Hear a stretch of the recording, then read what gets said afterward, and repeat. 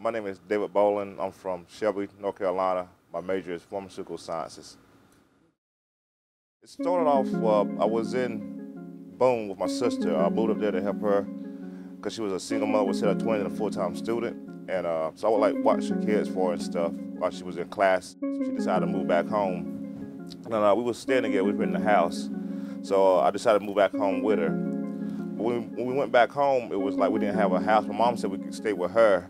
But I feel kind of bad because, you know, I'm a grown man, I don't want to stay with my mom, and then my sister and my nieces are going to be there as well, then my dad, so that's like a lot of people, like a 3-bedroom house. And so I feel kind of uncomfortable being there because I feel like I'm being a burden, so I didn't want to be a burden. So I just decided to just go to the homeless shelter. And at the time I was like, well, the homeless shelter, I'm looking for work and whatnot, and what should I do? Trying to get my life together. Well, not get it together, but get direction for it. To me, it was always my conscience or something was like, it doesn't end like this. So if it doesn't end like this, let me get to the point where how it do end. So enrolled to the community college and got accepted. And then I didn't have any transportation, but I wasn't gonna let that stop me because I always thought, you know, if you want something in life, people ain't gonna give it to you. You gotta go get it yourself. And if I had to walk 3 miles to get what I want, I'll do it. So I would walk back and forth to school every day, and pretty much for a while I would put job applications in. But most of the time, most jobs I had would be restaurant jobs, and the managers would always give me an ultimatum: either quit going to school or full-time, or I'll get fired. So I would, you know, most of the time I would just quit working. I really liked science, so I got into the biotechnology program there, and it was just like, it became like a second nature to me. It was like, I love working in the labs and stuff like that, and it was like something, my plan was just to become a lab technician, get my associates to become a lab technician. And then, like I said, we did, they had a triage department there, and they gave us a tour of Central. And I fell in love with the Bright Labs. It was like, we had some equipment in the lab there, you know, some pipettes and HPLC machines, and we were running like PCRs and stuff like that, you know, cell cultures and like little mock hoods. We had a clean room and stuff, which was pretty cool. But when I came into a Bright, it was like, this is amazing. I mean, they had like the state-of-the-art equipment. I mean, the stuff is like, we would read about it, see about it at the community colleges, like the equipment they had here.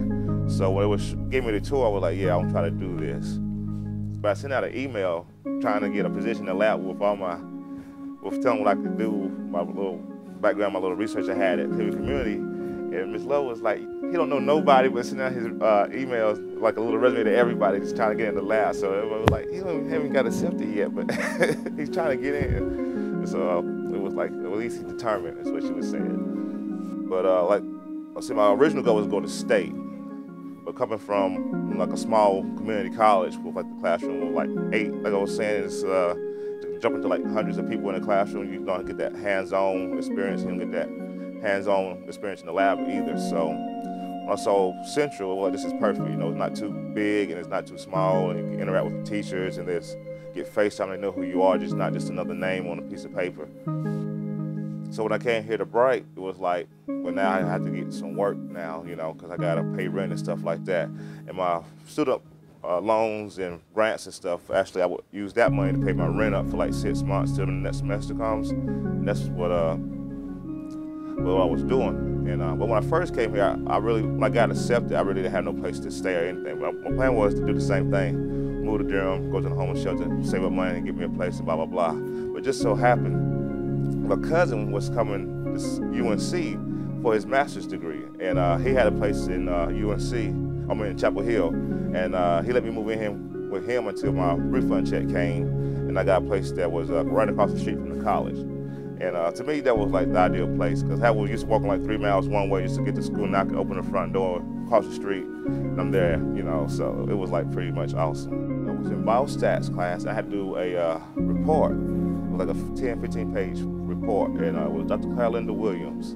I never forget. She told me, after getting my report after class, she told me I had such a great eye for detail that she offered me an internship position in her lab. And then from then on, after I did an internship with her, she offered, there was like this futures program where they put you in research lab, and they pay you to give you like stipends and stuff.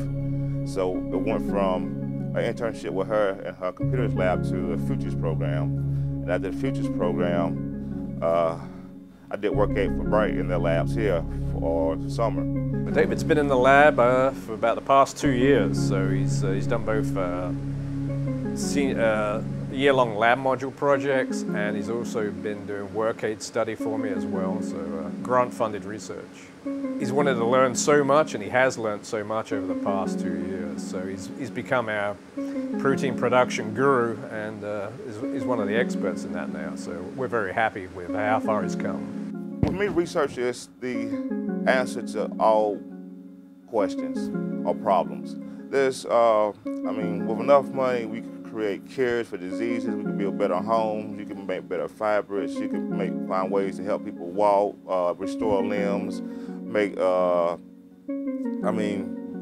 create better cars, fuel. There's nothing you can't do with research. I mean, research, if you think about anything in life, it's some type of research had to be done to get it here, or for us as a product for us to use or sell.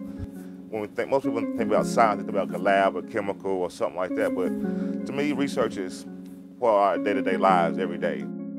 Eventually, I would love to, join like the Peace Corps or something like that, or organization that goes to undeveloped countries and help show them or help them produce medicines so that illness and disease can be eradicated for a certain area or whatnot. I think that would be ideal for me, honestly. NCCU, the experience, it was a great experience. I mean, especially here in Bright, because I transferred in as a transfer student, so I really didn't go with went over at University College, and I met Miss Natasha Anvera-Derilis, and her and Miss Love, it was like whatever I needed, they was always there for me, and then all the professors are eager to help out, and they're actually concerned about you. It's like a little family well, not a little family, it's actually a big family, but it's like everybody would watch, even the fellow students there, they support you, they support each other, together have fun, we have study groups and stuff, and everybody's like, everybody's like a puzzle that's been broken up. Everybody's like their own little piece of the puzzle. When it comes together, it's a beautiful picture. So it's like, I love it here, honestly. I'm very optimistic about the future for him. He's going to have a great career in the industry, and I look forward to following his progress. Never give up. I mean, you can't. I mean, if you want it bad enough, you'll fight for what you want, So if I got to fight the odds every day, I will. But I know one day will come, I won't have to fight. I can take a break.